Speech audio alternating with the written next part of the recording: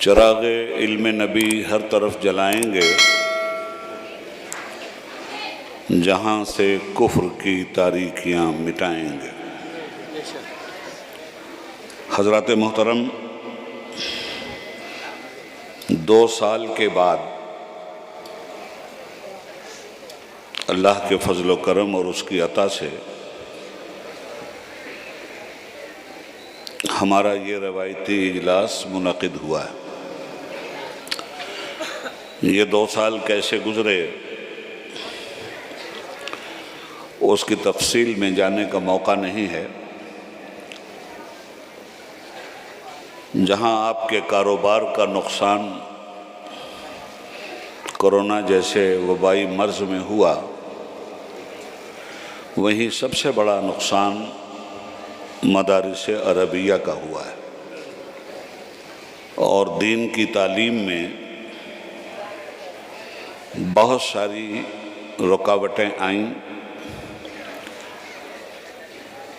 یہ تو ہمارے برادر گرامی جناب قاری حسیب اختر صاحب کا حوصلہ تھا کہ اس ماحول میں بھی انہوں نے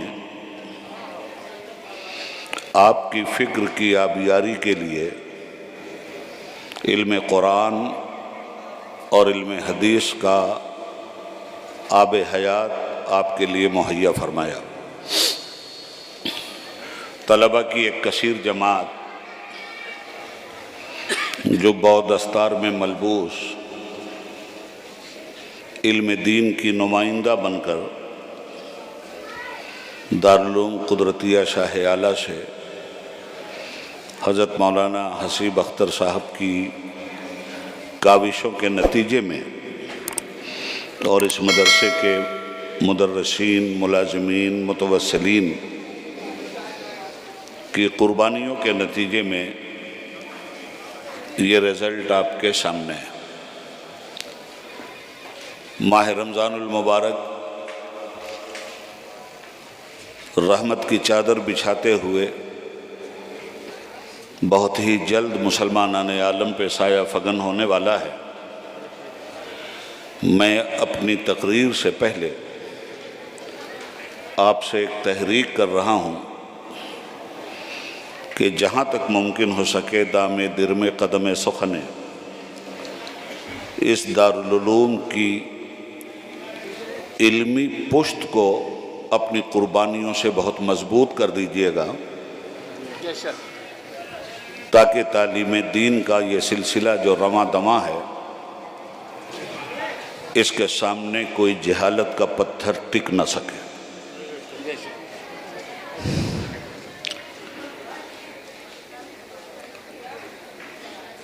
ارشاد نبی تو یہ تھا صلی اللہ علیہ وسلم کہ طلب العلم فریضۃ علی کل مسلم و مسلمہ، علم کا حاصل کرنا ہر مسلمان مرد اور عورت پہ فرض ہے، اور ہم لوگوں کی غفلت کا عالم یہ ہے کہ وہ فرض جو ہم پر 1400 برس پہلے فرمان رسول کی شکل میں ہوا تھا، آج تک اس ملت پہ وہ فرض قرض بن کر رہ گیا۔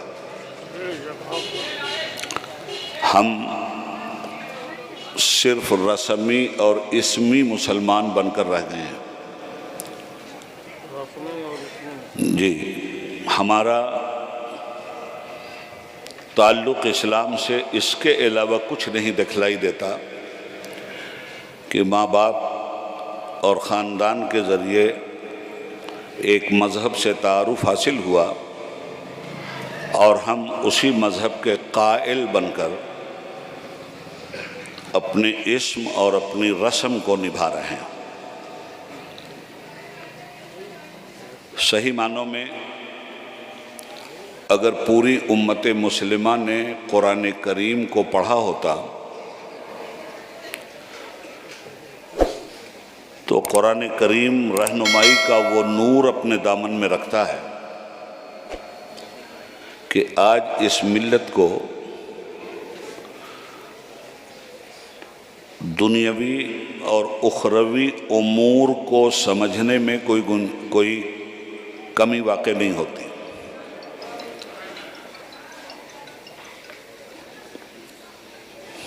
بائے ناکامی متاع کارواں جاتا رہا، کارواں کے دل سے احساس زیاں جاتا رہا، نقصان در نقصان ہوتا رہا۔ ہم نے کبھی اس بات پہ غور ہی نہیں کیا کہ ہمارا نقصان ہو رہا ہے۔ پوری امت نلی نہاری کھانے میں مصروف رہی۔ صبح کے ناشتے میں جلیبی کہاں اچھی ملتی ہے، پوڑی کہاں اچھی بنتی ہے، نہاری کہاں اچھی ملتی ہے۔ ہم صرف ناو نوش تک رہ گئے اور اسلام کی شناخت ہم نے گوشت کے ساتھ وابستہ کر دی۔ عملاً جو کچھ ہمارے ماحول میں ہمیں دیکھنے کو مل رہا ہے وہ یہ ہے۔ آج میں آپ کے سامنے اسلام کی وہ بنیادی تاریخ رکھنے جا رہا ہوں جس کو سمجھے بغیر پڑھنے کے باوجود پڑھائی ادھوری اور لکھنے کے باوجود قلم تشنا رہ جاتا ہے۔ میں نے 30ویں پارے کی ایک سورت ہے سورہ 3، اس کی 6 آیتوں کو پڑھنے کا شرف حاصل کیا ہے۔ نعرہ لگانے کی ضرورت نہیں ہے، بڑے سنجیدگی کے ساتھ باتیں آپ سن لیجئے، انشاءاللہ آپ کے ذہن میں اتریں گی یہ باتیں، اور اللہ سے دعا کرتے ہیں کہ اللہ ہم کو اور آپ کو اس کی روشنی میں نور ہدایت عطا فرمائے اور چلنے کی توفیق عطا فرمائے۔ آمین۔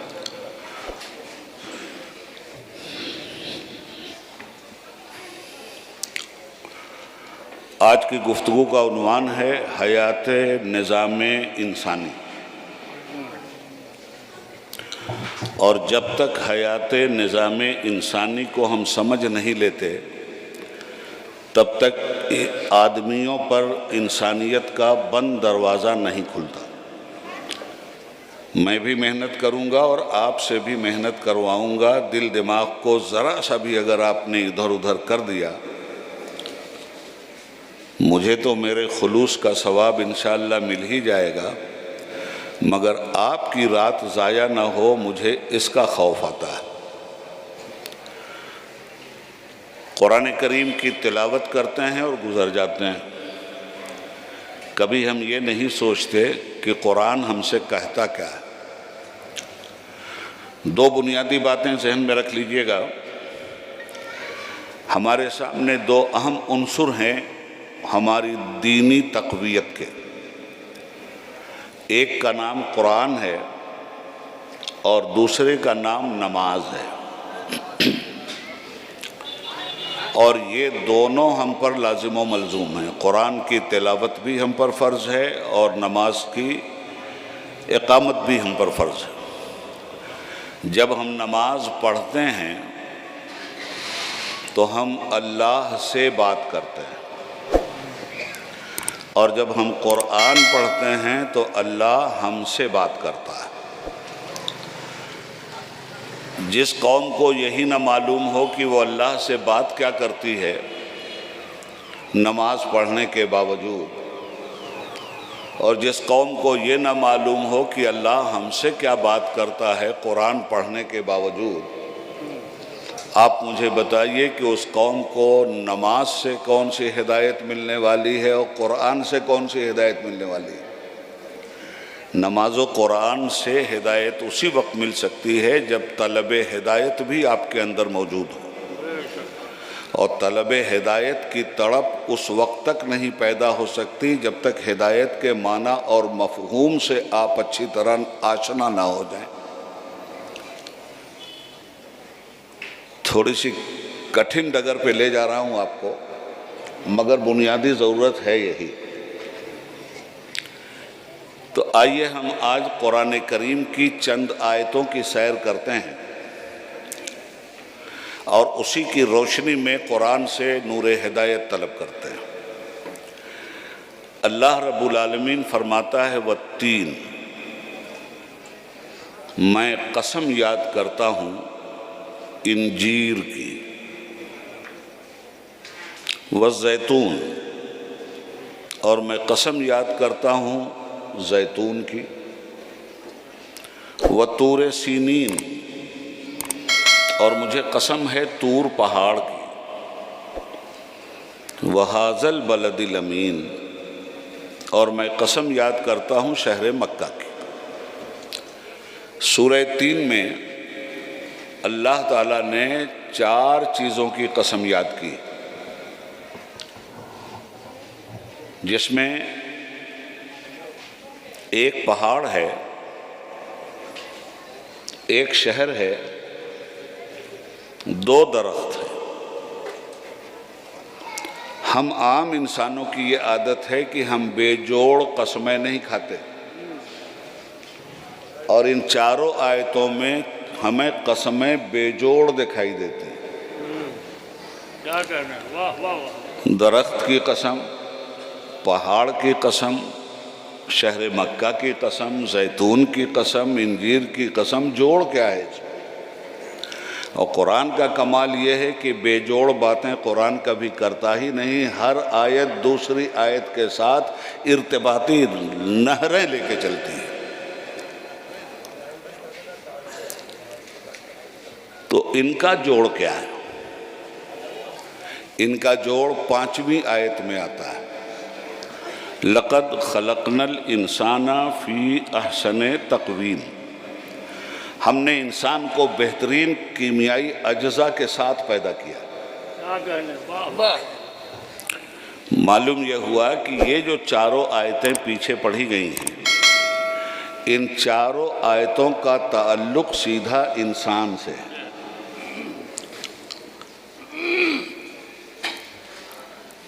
اب انسان کا انجیر سے کیا تعلق؟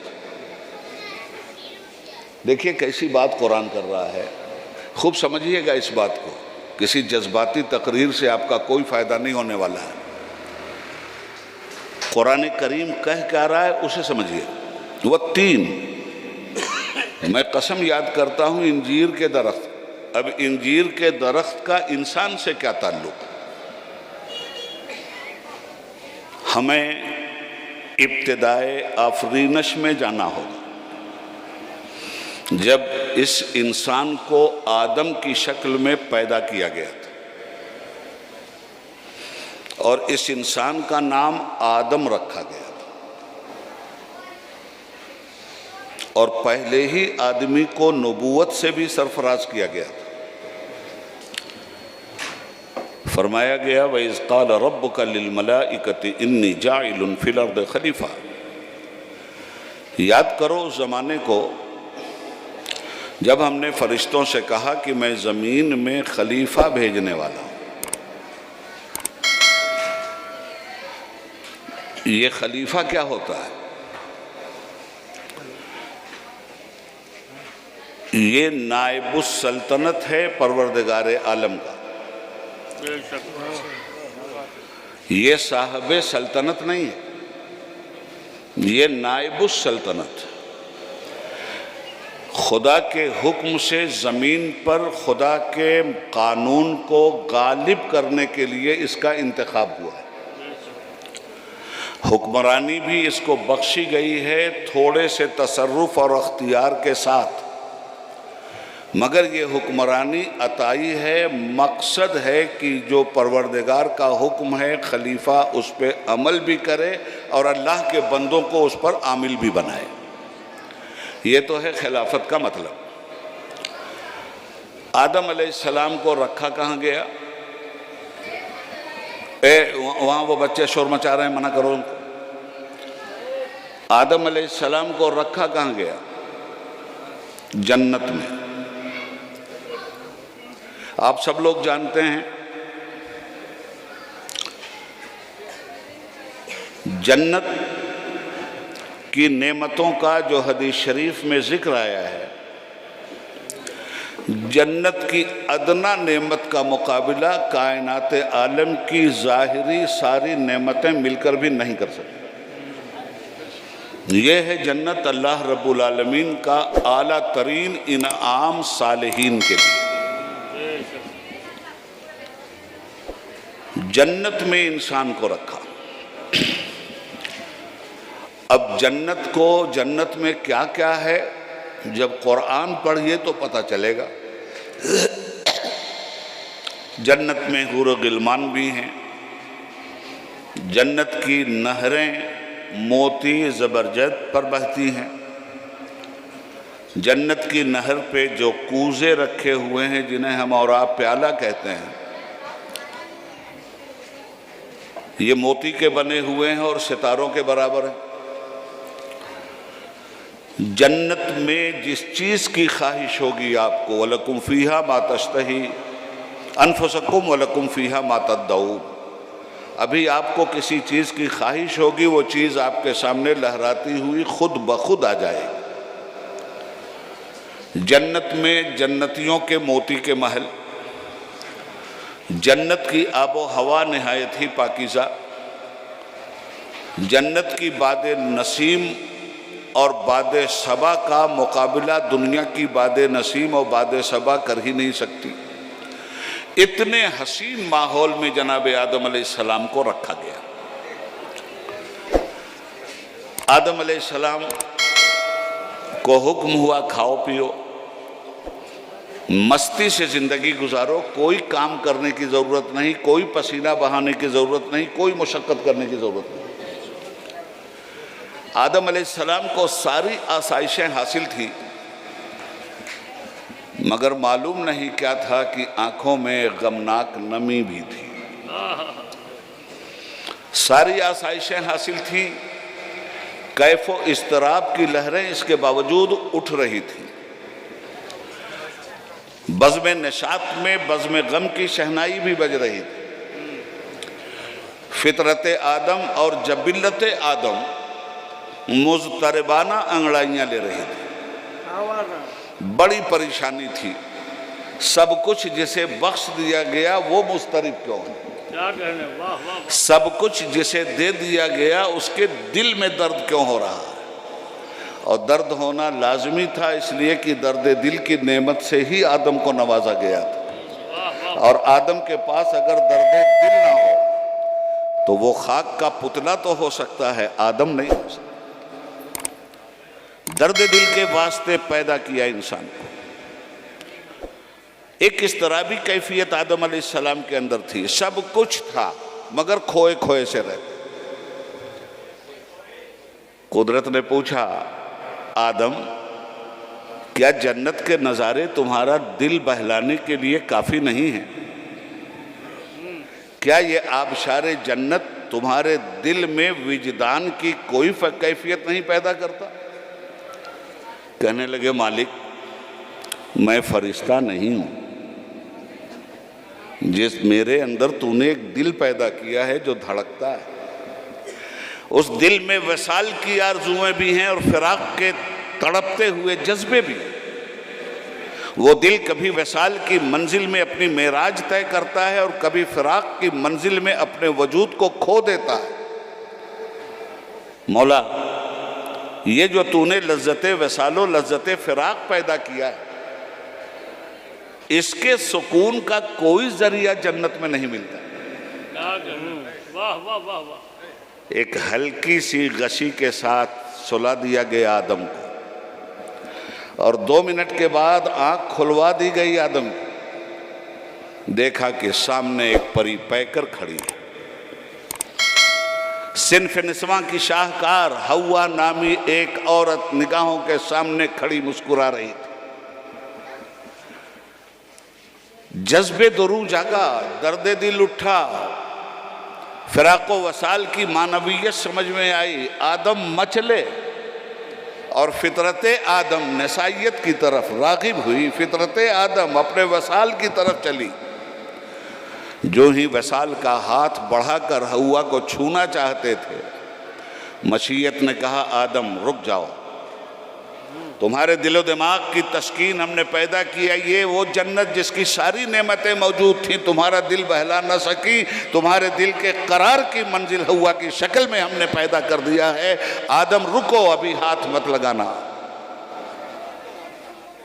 معبود فطرت آدم تو بڑھ رہی ہے ہوا کی طرف، کیا کریں؟ کہا رکو، ہماری شریعت تمہارے آڑے آ رہی، شریعت کے تقاضے پورے کر دو، فطرت آدم کی تقاضے بھی پورے کر دیے جائیں گے۔ پہلے تمہارا عقد ہوگا جناب حوا سے، اس کے بعد زوجیت کی منزل سے تم گزرو گے۔ نکاح جناب آدم کا جناب حوا سے منعقد ہوا۔ مسئلہ نکاح میں مہر کا ہوتا ہے، اور مہر کی دو قسمیں ہیں۔ میں نے تو ایک زمانے میں پڑھا لکھا تھا، مگر جو پڑھا لکھا تھا نیاز نے اسے صاف دل سے بھلا دیا۔ اب 73 سال کے بعد وہ پڑھائی لکھائی سمجھ میں نہیں آ رہی ہے۔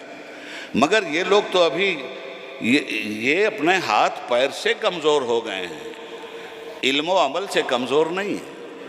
ان لوگوں سے پوچھئے، یہ بتائیں گے آپ کو کہ نکاح میں بھی دو شرطیں ہیں، ایک عقد معجل کی اور ایک عقد غیر معجل کی۔ نکاح کے وقت یہ پوچھ لیا جاتا ہے کہ مہر معجل ہے یا مہر غیر معجل۔ مہر معجل کہتے ہیں اس مہر کو کہ نکاح کے وقت ہی جو رقم طے ہوئی وہ رقم بیوی کو دے دی جائے، اور مہر غیر معجل کہتے ہیں اس رقم کو جو رقم زندگی کے کسی بھی حصے میں مہر کی صورت میں بیوی کو ادا کر دی جائے۔ آدم علیہ السلام کے نکاح کی جب منزل آئی تو ہوا کہ آدم مہر معجل ادا کرو، اور مہر معجل کے ساتھ ہی حوا تمہاری شریک حیات قرار دے دی جائیں گی۔ پوچھا مالک مہر معجل کس شکل میں؟ کہا روپے درہم و دینار کی کوئی حیثیت نہیں ہے جو تمہاری مہر کے لیے ہم رقم طے کر رہے ہیں، جو تمہاری مہر کے لیے قیمت ہم طے کر رہے ہیں وہ قیمت قیامت کی صبح تک اپنے اعزازات کے ساتھ انسانیت کے سر پہ چڑھ کر بولتی رہے گی۔ آدم 30 مرتبہ تم اور 30 مرتبہ حوا میرے نبی محترم حضرت محمد مصطفیٰ صلی اللہ علیہ وسلم پر درود و سلام بھیجو، اس کے بعد حوا تمہاری شریک حیات ہو جائے۔ اب جنت میں رہنے لگے۔ علامہ اقبال نے فرمایا تھا حضرت، وجود زن سے ہے تصویر کائنات میں رنگ، عورت اگر نہ ہو تو تصویر کائنات میں رنگ بھرا نہیں جا سکتا۔ یہ سارے شاعر بیکار ہو جائیں گے، سارے ادیب بیکار ہو جائیں گے، نہ کسی کی شاعری چلنے والی ہے نہ کسی کا ادب چلنے والا۔ اب جنت میں دونوں میاں بیوی رہو، رہنے لگے تو ایک حکم ہوا کہ دیکھو ہر چیز کو ہاتھ لگانا۔ ایک درخت کو منتخب کر دیا گیا کہ یہ درخت دیکھ لو، اس کا پھل مت کھانا اور اس کے قریب بھی مت جانا۔ وَلَا تَقْرَبَا هَذِهِ الشَّجَرَةَ فَتَكُونَ مِنَ الظَّالِمِينَ، خبردار اس درخت کے قریب مت جانا ورنہ تم حد سے گزرنے والوں میں ہو جاؤ گے۔ خوب غور سے سنیے گا، بہت باریک نقطہ بیان کرنے جا رہا اور اچھی طرح سے اس کو ذہن میں رکھیے گا۔ تو کیا وہ جنت کا درخت منحوس تھا جس کے قریب آدم علیہ السلام کو جانے سے روک دیا گیا؟ اجی جنت میں نحوست کا کیا سوال ہے؟ جنت میں عیب کا کیا سوال؟ تو نہ وہ درخت منحوس تھا نہ وہ عیب دار تھا، وہ تو ایک جگہ کی نشانی منتخب اس لیے کر دی گئی تھی کہ فطرت آدم کا امتحان جنت ہی میں زمین پر اترنے سے پہلے لے لیا جائے۔ یہ زمین میں جا کے کرے گا کیا؟ تو جنت ہی کو ہمارے امتحان کی جگہ بھی متعین کر دی گئی، اور زمین پر اترنے سے پہلے ہمارا امتحان جنت میں لے لیا گیا۔ امتحان کے لیے حضرت وہ درخت منتخب کیا گیا اور فرمایا وَلَا تَقْرَبَا هَذِهِ الشَّجَرَةَ، اس درخت کے قریب مت جانا، فَتَكُونَ مِنَ الظَّالِمِينَ، ورنہ حد سے گزرنے والوں میں ہو جاؤ گے۔ اب قرآن کی سیر کیجئے آپ۔ یہ کھاتے پیتے رہے میاں بیوی۔ ایک دن فَأَزَلَّهُمَ الشَّيْطَانُ، شیطان نے ذلت دے دی۔ شیطان نے بہت خوبصورت انداز میں ہمدرد بن کر کہا آدم و حوا تمہیں اس لیے منع کیا گیا ہے اس درخت کا پھل کھانے سے کہ اس درخت کے پھل میں آب حیات ہے اور فرشتوں جیسی ملکوتیت ہے، فرشتوں جیسے ملکوت بن جاؤ گے اور ہمیشہ زندہ رہو گے۔ تو فطرت آدم میں موت کی جستجو نہیں ہے، زندگی کی جستجو ہے، واہ اور اسی زندگی کے لیے یہ میاں بیوی آگے بڑھ گئے۔ کھا لیا، ہوا کیا؟ ہاں میں نے اسی لیے سوچا تھا مدرسے کا ماحول ہے، طلبہ ہے اور آپ لوگوں سے سیکھ لوں گا کچھ، میری اصلاح ہو جائے گی۔ ذہن میں رکھیے گا، فَأَزَلَّهُمَ الشَّيْطَانُ، شیطان نے ذلت دے دی، دھوکہ دیا اور دھوکے میں آ گئے میاں بیوی۔ ہوا کیا؟ دیکھیے ایک چیز ہے دھوکہ کھا جانا اور ایک چیز ہے جان بوجھ کر دھوکے کو قبول کر لینا، دونوں میں بڑا فرق ہے۔ آپ برسات میں چلتے ہیں، پھسلنے کا 100% ڈر ہے، مگر آپ پھسلنا نہیں چاہتے، آپ نے طے کر لیا ہے کہ پھسلوں گا نہیں، ذرا سا بے احتیاطی کروں گا پھسل جاؤں گا تو گر جاؤں گا، اور گر جاؤں گا تو پیر کے ٹوٹنے کا اندیشہ ہے۔ مگر چلتے چلتے یکا یک غفلت طاری ہوئی، پیر پھسلا اور آپ گر گئے۔ ارادہ نہیں تھا گرنے کا، ارادہ تھا مضبوطی سے چلنے کا، گرنے کا مقابلہ کرنے کا، مگر غفلت ذرا سی پیدا ہوئی، اس عقیدے سے ذہن ذرا سا ہٹکا اور آپ گر گئے۔ تو گرنے کے بعد کیا ہوتا ہے؟ ایک وہ ہوتا ہے جو گرنے کے بعد گرا ہی رہنا چاہتا ہے، یہ گرنے کے بعد گرے رہنا یہ دراصل آدمی کی اپنی خواہش کے مطابق ہے، اور گرنے کے بعد فوراً اٹھ جانا یہ اس بات کی دلیل ہے کہ ہم گرنا نہیں چاہتے تھے، اگر گرے بھی ہیں تو اٹھنا بھی جانتے ہیں۔ ایک ہے جو گر کے اٹھنا ہی نہیں چاہتا، ایک ہے جو گرا اس کو اپنے گرنے کا احساس ہوا، اپنی غفلت ختم ہوئی اور اٹھ گیا۔ یہ دونوں کھیل ہوئے ہیں پہلے دن۔ حکم ہوا آدم کو سجدہ کرو، کہنے لگا خلقتنی من نار وخلقتہ من طین، تو نے مجھے آگ سے بنایا، اس کو مٹی سے، آگ مٹی سے افضل ہے، میں کیوں اس کو سجدہ کروں؟ گر گیا، اور گرا بھی تو ایسا گرا کہ حکم پروردگار کی خلاف ورزی کرنا گر جانا ہے۔ گرا تو گرنے کے بعد اٹھنے کے لیے بھی تیار نہیں ہوا، مگر آدم جب گرے حکم خداوندی کی نافرمانی یہاں بھی ہوئی تھی، مگر جو ہی آدم گرے فوراً اٹھ کے کہتے ہیں ربنا ظلمنا انفسنا وان لم تغفر لنا وترحمنا لنکونن من الخاسرین۔ ہمارے رب ہم نے اپنے اوپر ظلم کر لیا، ہم تو برباد ہو گئے، اگر تو نہیں معاف کرے گا نہیں بخشے گا تو ہم تو ظالموں میں ہو جائیں گے۔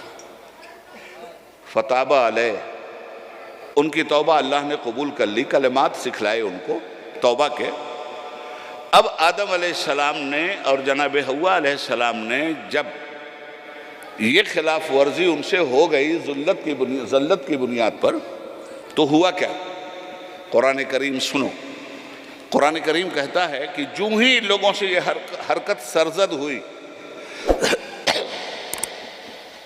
بدت لہما سوآتہما وطفقا یخصفان علیہما من ورق الجنہ، فوراً ان دونوں کے بدن سے کپڑے اتر گئے، دونوں مادرزاد برہنہ ہو گئے۔ جنت کا جو بیش قیمتی لباس ان میاں بیوی کو پہنایا گیا تھا تار تار ہو گیا، اتر گیا، ننگے ہو گئے۔ اب جب بالکل برہنہ ہو گئے دونوں، اب یہاں بھی فطرت آدم حضرت میں بیان کرنا چاہتا ہوں۔ جو ہی یہ ہو گئے برہنہ، فوراً انہیں احساس ہوا برہنگی کا اور ستر عورت چھپانے کا، شرم اور غیرت ان کی جاگی۔ اب کیا کریں، کپڑا تو اتر گیا، کیسے چھپائیں؟ سامنے موٹے موٹے بڑے بڑے درخت تھے، ان کے بڑے بڑے پتے تھے، جلدی جلدی میاں بیوی نے دونوں کے پتے توڑے اور اپنا ستر عورت چھپایا۔ قرآن کریم کہتا ہے بدت لہما سواتہما وطفقا یخصفان علیہما من ورق الجنہ. ایک درخت تھا جس کے پتوں سے انہوں نے ستر عورت کو چھپایا. قرآن اس درخت کا نام نہیں لیتا، مگر قرآن سے پہلے توریت آئی ہے، اور توریت شریف میں 1000 محرفات کے باوجود کچھ نہ کچھ چیزیں کلام الہی کی اصل شکل میں موجود ہیں. توریت شریف کہتی ہے کہ وہ درخت کوئی اور نہیں تھا، وہ انجیر کا درخت تھا، اور انجیر کے درخت نے آدم کے ساتھ وہ حسن سلوک کیا تھا کہ آدم کو شرم اور حیا کا پیکر کیسے بننا چاہیے. یہ انجیر کا درخت کپڑے کی جگہ متبدل ہو کر کے آیا تھا. اللہ کہتا ہے والتین، قسم کھاتا ہوں میں انجیر کے درخت کی. یہ ہے وہ بیک گراؤنڈ انجیر کے درخت کا. جب ہمارے اور آپ کے ماں باپ برہنگی صورت میں ایک دم ننگے ہو چکے تھے تو یہی انجیر کے درخت کے پتے تھے جس سے انہوں نے ستر پوشی کی. اب یہاں سے 2-3 باتیں اور نکل رہی ہیں. وہ یہ کہ انسان کی فطرت میں اللہ نے شرم و حیا رکھی. یہی وجہ ہے کہ آدم علیہ السلام نے اپنی شرم و حیا کو حاصل کرنے کے لیے درخت کے پتوں کا سہارا لیا. آدم کی وہ اولادیں جو شرم و حیا کے ساتھ رہتی ہیں وہ تو آدم کی لائق اولاد کہلائی جا سکتی ہیں، مگر آدم کی وہ اولادیں جو شرم و حیا اور غیرت کا جنازہ نکالتی رہتی ہیں اولاد آدم تو ہیں مگر نالائق اولاد آدم ہیں، بے حیا اولاد آدم ہیں. آدم کی فطرت میں بے حیائی نہیں تھی، حیا داری تھی. آدم کی فطرت میں بے حیائی نہیں تھی، شرم تھی، اور اسی شرم کے اظہار کے لیے انہوں نے درخت کے پتوں کو توڑ کر اپنے ستر عورت کو چھپایا تھا. اب دیکھیے قرآن کہاں سے بات کر رہا ہے. وہ 3. اچھا، یہ جو ہم لوگ تہذیب کی بات کرتے ہیں، کلچر کی بات کرتے ہیں، تمدن کی بات کرتے ہیں، ادب کی بات کرتے ہیں، یہ انجیر کے درخت کا احسان ہے ہم پر. یہ تہذیب آدم کا تعارف ہے انجیر. یہ آدم کی فطرت شرم و حیا کا انٹروڈکشن ہے انجیر. وہ 3 میں قسم یاد کرتا ہوں انجیر کے درخت. اچھا، اس کے بعد کیا ہوا؟ والزیتون، اور میں قسم یاد کرتا ہوں زیتون کی. زیتون ایک پھل ہے، کھایا بھی جاتا ہے، اس کا تیل بھی ہوتا ہے، تیل سے مالش بھی کی جاتی ہے، کھایا بھی جاتا ہے. سب سے زیادہ صحت مند تیل دنیا میں جو پیدا ہوا ہے وہ زیتون کا ہے. اس کو یاد رکھیے. تو اس بنیاد پر قسم کھا لی گئی کہ بہت اچھا کھانے میں ہے، بہت اچھا پینے میں ہے، بہت اچھا سالن بنتا ہے. یہ تو کوئی بات نہیں ہوئی. زیتون کا بیک گراؤنڈ کیا ہے؟ آدم علیہ السلام کے بعد انسان جو ہے وہ کفر و شرک میں مبتلا ہو گیا. آدم علیہ السلام کے 1000 سال کے بعد ہی مورتی پوجا شروع ہو گئی. نوح علیہ السلام کو پہلا اولو العزم پیغمبر بنا کر دنیا میں بھیجا گیا. 950 برس تک لوگوں کو عقیدہ توحید و رسالت سمجھاتے رہے، مگر 950 برس کی تبلیغ کا جیسے آج مسلمانوں پر کوئی اثر نہیں ہو رہا ہے. تو ہمیں تعجب نہیں ہو رہا ہے. ہمیں تعجب اس لیے نہیں ہو رہا ہے کہ پیغمبر نے 950 برس تک تبلیغ کیا تھا اور لوگ رستے پہ نہیں آئے. انہوں نے تو کلمہ ہی نہیں پڑھا پیغمبر کا. آج کا مسلمان تو پیغمبر کا کلمہ پڑھ کے پیغمبر سے غداری کرتا ہے، نعرہ لاکھ لگا ہے. نعرے سے کیا ہوتا ہے جی؟ کلمہ پڑھا ہے، نماز نہیں پڑھتا اور کہتا ہے نعرہ رسالت. کس کو چڑھا رہے ہو؟ کلمہ پڑھا ہے، روزہ نہیں رکھتا اور کہتا ہے نہیں چھوڑیں گے غوث کا دامن. کتنا بڑا جھوٹا ہے.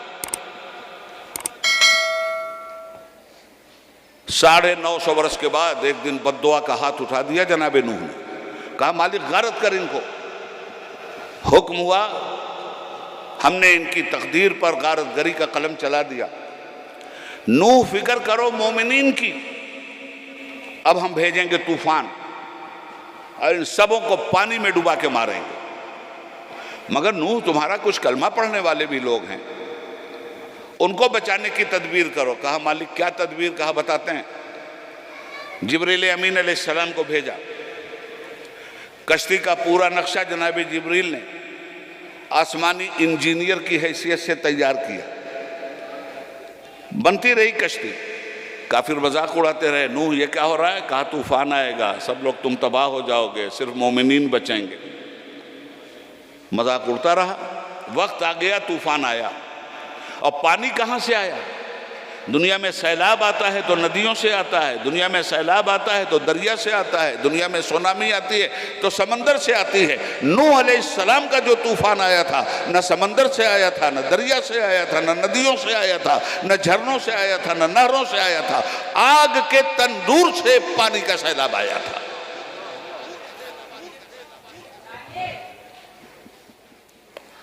کشتی میں کتنے لوگ تھے 950 برس کی محنت کے بعد؟ علی اختلاف الروایات 72 یا 85 لوگ، بس کل اتنے مسلمان ہوئے تھے۔ کشتی میں بٹھالا، چلی پانی پہ، بیٹا بھی غدار ہو گیا، کہنے لگے دیکھ آج کوئی نہیں بچے گا، تو پیغمبر کا بیٹا ہے، سدھر جا، کلمہ میرا پڑھ لے اور کشتی میں آ جا۔ کہا میں نہ آپ کی نبوت و رسالت کو تسلیم کرتا ہوں، نہ خدا کی وحدانیت کو تسلیم کرتا ہوں، میں نہیں مانتا۔ کہا ڈوب جائے گا، مر جائے گا، جہنم میں جائے گا۔ کہا مجھے تیرنا آتا ہے، میں تیر کے کسی پہاڑی پہ چلا جاؤں گا۔ اب جو جھونکا آیا اور بیٹا ڈوبنے لگا، خاص بات، جب بیٹا ڈوبنے لگا نوح علیہ السلام کا تو فطرت پدری جاگی۔ بیٹا کتنا ہی نالائق کیوں نہ ہو، جب ایسا سنکٹ آتا ہے تو باپ محبت کا ہاتھ بڑھاتا ہے، یہ انسان کی فطرت میں ودیت کر دیا گیا ہے۔ نوح علیہ السلام نے جو ہی ڈوبتے ہوئے اس کو دیکھا، فطرت پدری ایک دم جوش مارنے لگی، ہاتھ بڑھا کے اسے بچانا چاہتے تھے۔ آواز آئی نوح روک دو ہاتھ، وہیں خبردار، اس کو مرنا ہے اور تم کو اس کو مرتا ہوا دیکھنا ہے۔ نوح ہماری بارگاہ میں جسم و جان کے رشتے نہیں دیکھے جاتے، ہماری بارگاہ میں تو ایمان و اسلام کے رشتے دیکھے جاتے ہیں۔ ہم بچائیں گے انہیں جو مومن صادق ہیں۔ چلتی رہی کشتی صاحب، چلتی رہی، تو پانی میں اگر آپ مسلسل چلیے گا بھائی، دن رات پانی میں چلیے گا اور ہر چیز ڈوب چکی ہوگی، نہ پہاڑ نظر آئیں گے، نہ درخت نظر آئیں گے، تو آدمی ہے نا، زمین کا آدمی ہے نا، زیادہ دیر تک پانی میں نہیں رہ سکتا۔ شوقیہ چلا گیا الگ بات، مجھے اس کا تجربہ ہوا تھا مسلمانوں 1973 میں۔ میں 1973 میں پہلے حج کے لیے جب روانہ ہوا، پانی منگا لینا، تو پانی کے جہاز سے میں گیا، 9 دن تک ہم لوگ پانی کے جہاز میں تھے۔ اس سفر میں مجاہد ملت حضرت مولانا حبیب الرحمن صاحب رحمۃ اللہ علیہ بھی تھے، اور مناظر اہل سنت حضرت مولانا ارشد القادری صاحب بھی تھے، اور اس سفر میں دعوت اسلامی کے مبلغ مولانا عبدالحلیم ناگپوری رحمۃ اللہ علیہ بھی تھے، جید علماء کرام مولانا سید عبدالحق صاحب رانچوی بھی تھے۔ ایک اچھا قافلہ علماء کرام کا تھا۔ ہم 9 روز تک سمندر میں چلتے رہے، اوپر آسمان، نیچے زمین کا پتہ نہیں، رات میں ٹمٹماتا ہوا چاند، دن میں ٹمٹماتا ہوا سورج۔ 9 دن میں حضرت ہم گھبرا چکے تھے اور کہتے تھے یا اللہ جلدی سے یہ لملم کی پہاڑیاں نظر آ جائیں، جلدی سے زمین پہ اترنا ہمیں نصیب ہو جائے۔ فطرت آدم ہے نا۔ نوح علیہ السلام کا طوفان کیسا رہا ہوگا، بہت پریشان۔ چلتے چلتے ایک دن مسلمانوں نے کہا اے ہمارے پیغمبر ہم پر رحم کیجیے، اب ہم تھک چکے ہیں کشتی پہ چلتے چلتے، زمین پہ اترنے کا کوئی انتظام کیجیے۔ میں کہانی کے طور پہ اس لیے سنا رہا ہوں کہ قرآن کا ایک نقطہ نظر کہانی بھی ہے، بلکہ بیشتر باتیں قرآن نے کہانی کے ذریعے ہی ہمیں سمجھائی ہیں۔ سورہ قصص کہانی، سورہ یوسف کہانی، سورہ لقمان کہانی، سورہ یاسین میں کہانی، سورہ رعد میں کہانی، سورہ ابراہیم میں کہانی، سورہ بنی اسرائیل میں کہانی۔ تو قرآن نے کہانیوں اور قصوں کے ذریعے، چونکہ فطرت آدم کا ایک خاصہ یہ بھی ہے کہ فطرت آدم کہانی اور قصے کے ذریعے جو باتیں سنتی ہے وہ بہت ہی جلد دل و دماغ میں اتر جاتی ہے۔ اب لوگوں نے جب بہت پریشان ہوئے، لوگ کہا حضور زمین پہ اتاریے ہمیں، تو آپ نے پرندوں کو آواز دیا، ہر مخلوق کا ایک ایک جوڑا کشتی میں رکھ لیا تھا، پرندوں کو دیا آواز، کہا ذرا فضا میں تیرو، دیکھو کہیں درخت ورخت نظر آ رہا ہے، کہیں زمین ومین نظر آ رہی۔ وہ تیر گئے فضا میں۔ تھوڑی دیر کے بعد 2 پرندے آئے، اپنی چونچ میں کچھ پیپر لیے ہوئے، پتے، اللہ کر قدم ناز نبوت پہ نچھاور کر دیا۔ جو ہی نوح علیہ السلام نے پتے دیکھے درخت کے تو نعرہ تکبیر لگا دیا، اللہ اکبر، زمین نظر آئی، مومنین کے اترنے کا انتظام ہو گیا۔ اس لیے کہ اگر زمین نظر نہیں آتی تو یہ پتے کہاں سے لے کر کے یہ آتے؟ حضرات گرامی، آپ کی سمندر میں پریشانیوں میں، آپ کے سیلاب نوح کی پریشانیوں میں آپ چلتے تو رہے، پانی پر آپ کی زندگی تیرتی رہی، مگر آپ کی زندگی پانی پہ تیرنے کی جستجو نہیں کرتی، زمین پہ اترنے کی جستجو کرتی ہے۔ اور زمین پہ اترنے کی جس پتے نے بشارت دی تھی وہ کسی اور درخت کا پتا نہیں تھا، وہ زیتون کا پتا تھا۔ قرآن کہتا ہے وَالزَّيْتُونَ،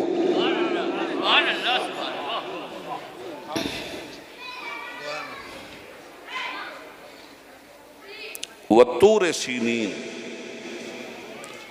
مجھے قسم ہے طور پہاڑ۔ تیسری آیت، طور پہاڑ کی قسم کیوں یاد کیا؟ پہلی آتشی شریعت تو نوح علیہ السلام کے پاس آئی تھی، دوسری اس دور کی بنی اسرائیل کے لیے مکمل شریعت کوہ طور پر اللہ رب العالمین نے جناب موسیٰ علیہ السلام سے ہم کلام ہو کر کے عطا کی تھی۔ تو میں اب ترجمہ ذرا سا اپنی بزلہ سنجی کے طور پہ دوسرے ڈھنگ سے کرنا چاہوں گا۔ قسم ہے مجھے انجیر کی، انجیر کا بیک گراؤنڈ آپ کے سامنے آ گیا۔ اس کا ترجمہ یہ بھی کیا جا سکتا ہے، قسم ہے مجھے عہد آدم کی، قسم ہے مجھے زیتون کی۔ اس کا ترجمہ یوں بھی کیا جا سکتا ہے، قسم ہے مجھے عہد نوح کی، اور قسم ہے طور سینا کی۔ اس کا ترجمہ یوں بھی کیا جا سکتا ہے، قسم ہے مجھے عہد موسیٰ کی، وَهَذَا الْبَلَدِ الْأَمِينَ، اور قسم ہے مجھے شہر مکہ کی، فاران کی چوٹیوں سے طلوع ہونے والے آفتاب رسالت کی، قدم ناز نبوت کی۔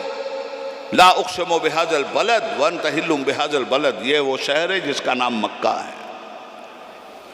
تو ہم یہ کہہ سکتے ہیں قسم ہے مجھے عہد قرآن کی، قسم ہے مجھے عہد ختم مرتبت کی۔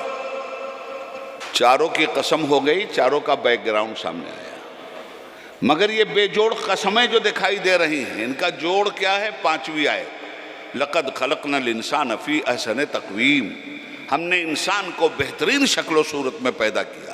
اس انسان کا تعلق کیا ہے انجیر سے؟ اس انسان کا تعلق ہے عہد آدم سے، اس انسان کا تعلق ہے عہد موسیٰ سے، اس انسان کا تعلق ہے عہد نوح سے، اس انسان کا تعلق ہے زمانہ پیغمبر حضرت محمد مصطفیٰ صلی اللہ علیہ وآلہ وسلم سے۔ کیا مطلب؟ لَقَدْ خَلَقْنَا الْإِنسَانَ فِي أَحْسَنِ تَقْوِيمٍ، اے انسانوں تم اسی وقت تک احسن تقویم ثابت کیے جاؤ گے اور اسی وقت تک تمہیں احسن تقویم کہا جائے گا جب تک تم اپنا رشتہ عقیدہ عہد آدم کے ساتھ جوڑے رہو گے، عہد نوح کے ساتھ جوڑے رہو گے، میرے پیغمبر موسیٰ کے ساتھ جوڑے رہو گے، میرے پیغمبر حضرت محمد مصطفیٰ کے ساتھ جوڑے رہو گے۔ ان کے عقیدہ و عمل کے ساتھ اگر تم نے اپنے عقیدہ و عمل کو مربوط کر دیا تو تم احسن تقویم ہو، اور اگر ان سے ذرا سا بھی ہٹے تو 6ٹھی آیت کہتی ہے ثم رددناہ اسفل سافلین، پھر تو تم نچلے گڈھے میں گرا دیے جاؤ گے۔